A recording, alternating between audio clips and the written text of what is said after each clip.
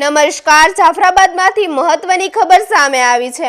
જાફરાબાદમાં light house road પાસે આવેલ અંતિમ વિશ્રામધામ સ્મશાન ગૃહના રોડનું ખાતમુહૂર્ત કરવામાં આવ્યું હતું। સમાજની લાંબા સમયથી ચાલી રહેલી માંગના અંતે નગરપાલિકાએ મંજૂરી આપી હતી। અંતિમ વિશ્રામધામ તરફ જવાના માર્ગની સમસ્યા અંગે હીરાભાઈ સોલંકીએ કરેલી રજૂઆત બાદ ધારાસભ્ય દ્વારા ફાળવેલી ગ્રાન્ટથી આ રસ્તાનું કામ મંજૂર કરવામાં આવ્યું હતું।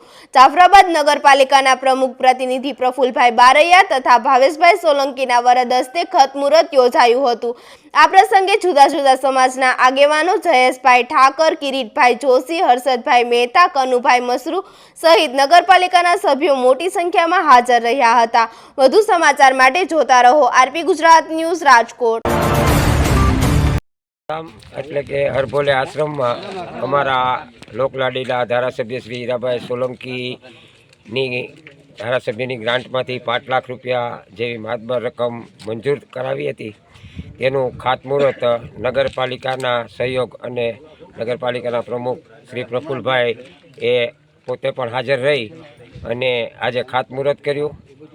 ખાતમુહૂર્તની અંદર વેપારી એસોસિએશન, દરેક જ્ઞાતિના સર્વે જ્ઞાતિના આગેવાનો, અમારા જાફરાબાદ ભાજપ પ્રમુખ શ્રી સનીભાઈ શિયાળ અને દરેક આગેવાનોએ ખૂબ હાજરી આપી અને સરસ રીતે ખાતમુહૂર્ત કર્યું। આ અગાઉ પણ આ અંતિમ વિશ્રામધામમાં જ્યારે વાવાઝોડા વખતે અમારે બહુ મોટું નુકસાન થયું અને ત્યાર પછી 20-25 લાખનો જ્યારે ખર્ચો હતો ત્યારે પણ અગાઉ પણ ધારાસભ્યશ્રીએ અમને ગ્રાન્ટ ફાળવી હતી અને અમારા અત્યારે ખાસ યાદ કરવા પડે એવા કરણભાઈ બારૈયાએ પણ પોતાના બળથી અને પોતાના અંગત ઓલામાંથી 4.5 લાખ રૂપિયા જેવી અંગત માતબર રકમ અમને આ સ્મશાનને અને અંતિમ વિશ્રામધામને ઊભું કરવા માટે આપી હતી।